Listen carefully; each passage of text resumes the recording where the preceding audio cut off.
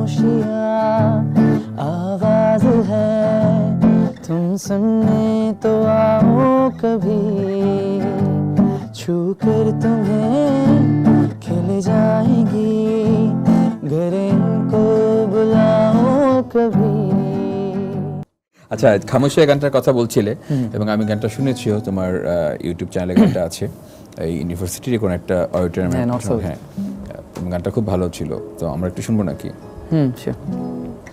क्या उस गली में कभी तेरा जाना हुआ, जहाँ से जमाने को गुजरे जमाना हुआ, मेरा समय तो वहीं पे है ठहरा हुआ,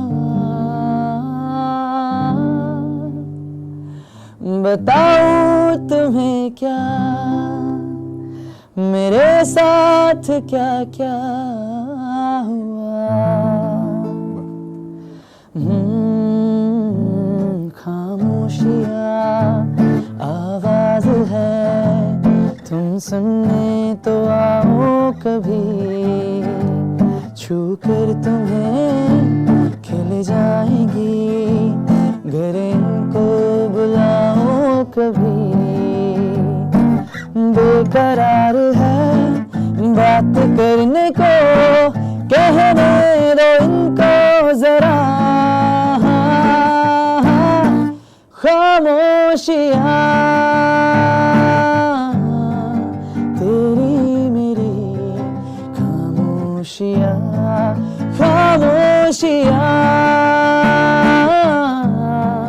लिपटी हुई खामोशियाँ।